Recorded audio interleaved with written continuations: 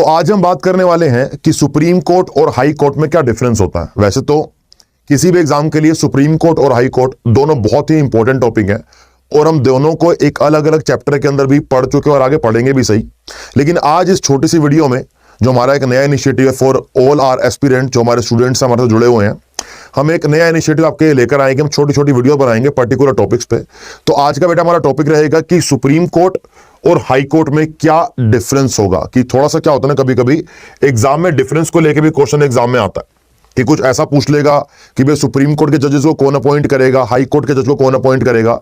तो बच्चों को डिफरेंस को लेकर बहुत डाउट रहता है। तो मैं आज ट्राई करूंगा कि जो डाउट है उसे क्लियर किया जा सके और हम बात करेंगे बेसिकली कि भैया सुप्रीम कोर्ट और हाई कोर्ट में क्या डिफरेंस है। अगर मैं डिफरेंस की बात करना स्टार्ट करूं, सबसे पहले मैं जाऊंगा आर्टिकल पे। अगर मैं बात करता हूं बेटा हाई कोर्ट के आर्टिकल की, भैया हाई कोर्ट में हाई कोर्ट कौन से आर्टिकल के अंदर आता है। सो 214 आर्टिकल से लेकर 331 आर्टिकल तक, 214 से लेकर 231 तक, 214 से लेकर 331 तक हमारा हाई कोर्ट के आर्टिकल्स होते हैं हमारे संविधान के अंदर। क्योंकि आपके एग्जाम में आर्टिकल्स कई बार, अनुच्छेद कई बार एग्जाम में पूछ जाते हैं। अगर बात करिए सुप्रीम कोर्ट की तो आर्टिकल 124 से लेकर आर्टिकल 147 तक, आर्टिकल 124 से लेकर बेटा आर्टिकल 147 तक आपको सुप्रीम कोर्ट के सारे फंक्शंस, अपॉइंटमेंट, फीचर ये सब देखने को मिलता है। तो कई बार एग्जाम में दोनों बातें आ जाती हैं कि भैया हाई कोर्ट भारत के अंदर या हमारे संविधान के अंदर कौन से अनुच्छेद के अंदर पाया जाता है और सुप्रीम कोर्ट हमारे संविधान के कौन से अनुच्छेद सुप्रीम कोर्ट के बारे में बात करते हैं। दो चीजें बहुत इंपॉर्टेंट होगी बेटा।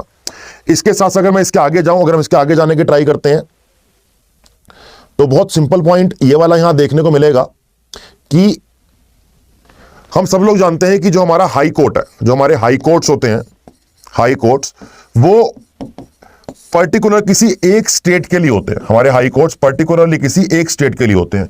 लेकिन हमारे संविधान के अंदर ये प्रावधान दिया गया है कि ये एक से ज्यादा स्टेट, यानी कि मोर देन वन स्टेट, ये मोर देन वन स्टेट भी हो सकते हैं।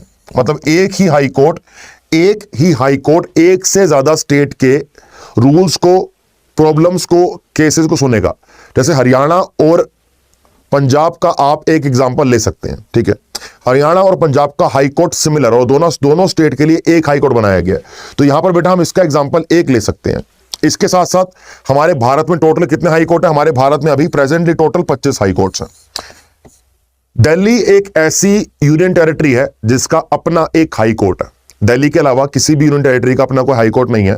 लेकिन क्वेश्चन उठ के ये आता है कि सर जम्मू कश्मीर को एक टेरिटरी बना दिया गया, यूनियन टेरिटरी बना दिया गया है। पहले जम्मू एंड कश्मीर एक स्टेट था, उसको तोड़कर दो चीजों में डिवाइड किया गया है, जम्मू कश्मीर और लद्दाख की यूनियन टेरिटरी के अंदर, ठीक है। लेकिन अब दोनों यूनियन टेरिटरी को एक ही हाई कोर्ट कैटर कर रहा है और Jammu and Kashmir and Ladakh high court के नाम से एक हाई कोर्ट बनाया गया है दो यूनियन टेरिटरी के लिए।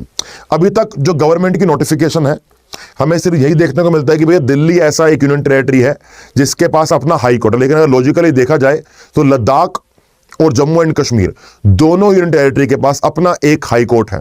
तो अब एक बोला जाए, दो बोले जाए या तीन बोला जाए, इसको लेके बहुत ज्यादा कंफ्यूजन है, जिसको हमारी गवर्नमेंट, हमारी सरकार किसी ना किसी दिन बहुत जल्दी क्लियर कर देगी, राइट।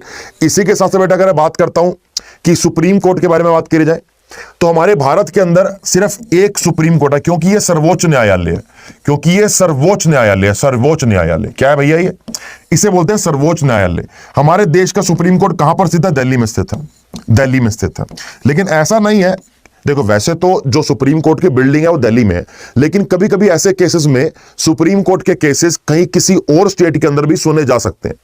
वो डिसाइड करेंगे भैया आपने वो चीज करनी है कि नहीं करनी। लेकिन प्रेजेंटली जो सीट है सुप्रीम कोर्ट की वो दिल्ली में है। लेकिन ये भी प्रोविजन हमारे संविधान के अंदर दिए गए हैं कि हम सुप्रीम कोर्ट के केसेस किसी और जगह पर, किसी और स्टेट में, किसी और बिल्डिंग में, जहां पर हमारी प्रॉब्लम सोल्व हो सके वहां पर हम कर सकते हैं। लेकिन वैसे सुप्रीम कोर्ट हमारा दिल्ली के अंदर है, राइट।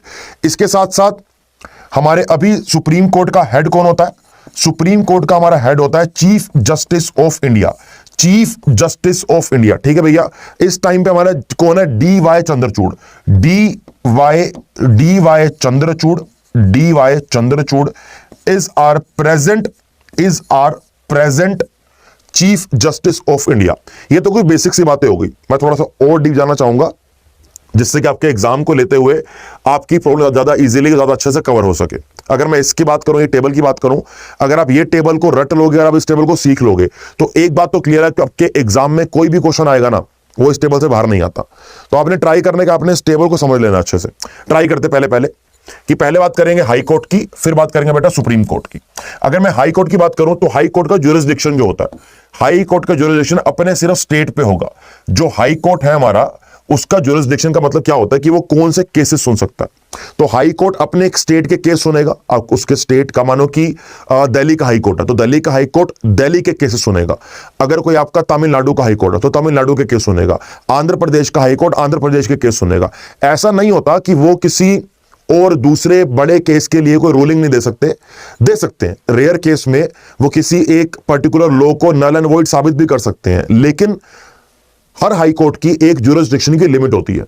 तभी अलग अलग स्टेट के अलग अलग हाई कोर्ट्स बनाए गए हैं कि वो अपने स्टेट की प्रॉब्लम को एक हाई कोर्ट सुने, उच्च न्यायालय। हाई कोर्ट की हिंदी होती है बेटा उच्च न्यायालय। उसके साथ साथ अगर मैं सुप्रीम कोर्ट यानी कि सर्वोच्च न्यायालय की बात करूं तो सर्वोच्च न्यायालय पूरे कंट्री के, सर्वोच्च न्यायालय सारी कंट्री के, ऑल ओवर द कंट्री, पूरी कंट्री के केसेस सुन सकता है।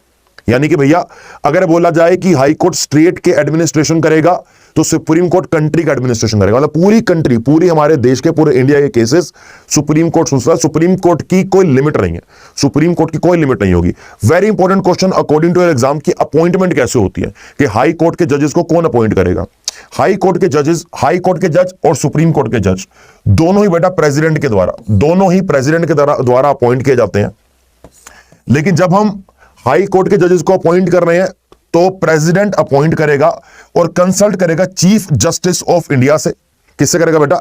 एक वो कंसल्ट करेगा चीफ जस्टिस ऑफ इंडिया से, एक वो कंसल्ट करेगा chief justice of concern state. मानो कि दिल्ली के अंदर हमें कोई हाई कोर्ट के जजेस को अपॉइंट करना है तो अपॉइंट तो प्रेसिडेंट ही करेगा, लेकिन वो कंसल्ट करेगा, सलाह मशवरा करेगा चीफ जस्टिस ऑफ इंडिया से।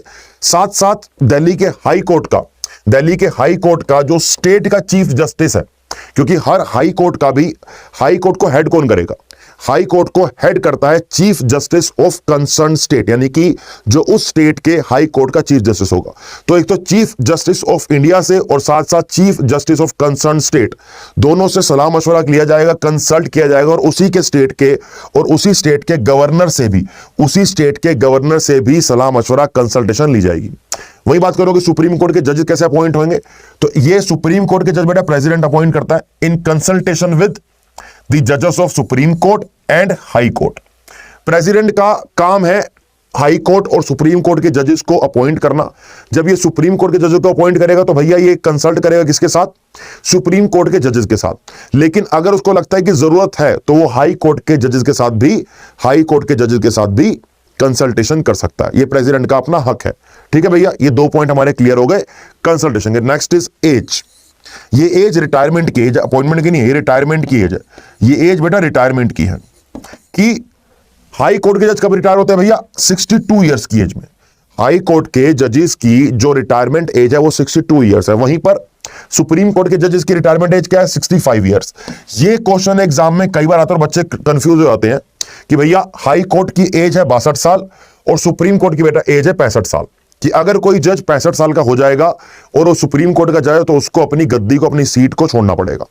उसके बाद अगर कोई हाई कोर्ट का जज है और वो 62 साल का हो गया तो उसको हाई कोर्ट की सीट को, हाई कोर्ट की गद्दी को, नौकरी को छोड़ना पड़ेगा। हाई कोर्ट को हेड कौन करता है भैया? Headed by chief justice of state, headed by chief justice of state. और सुप्रीम कोर्ट को हेड कौन करेगा? सुप्रीम कोर्ट को हेड करेगा चीफ जस्टिस ऑफ इंडिया। तो जो भी चाहे किसी हाई कोर्ट या सुप्रीम कोर्ट के कोई जजेस हो, उनको बेटा कौन अपॉइंट करेगा? उनको भी अपॉइंट करेगा प्रेसिडेंट ऑफ इंडिया। और उसके साथ साथ चाहे हम बात करें चीफ जस्टिस ऑफ किसी स्टेट के हाई कोर्ट की या चीफ जस्टिस ऑफ इंडिया को, इन दोनों को भी प्रेसिडेंट साहब, हमारे राष्ट्रपति ही अपॉइंट करते हैं। तो ये हमारी नई सीरीज बेटा आज की क्लास में, आज के सेशन में इतना ही। आई एम श्योर कि आपको आज का सेशन पसंद आया होगा और मैं आपको यही बोलना चाहूंगा कि अगर आपको लगता है कि हमें ऐसी वीडियो और बनानी चाहिए, छोटी छोटी वीडियो, छोटे छोटे कॉन्सेप्ट्स के साथ, तो आप कमेंट बॉक्स में जरूर बताइए कि ऐसी वीडियो को हमें कंटिन्यू करना चाहिए या नहीं करना चाहिए। तब तक के लिए मेरे दोस्त, all the very best, take care and जय हिंद।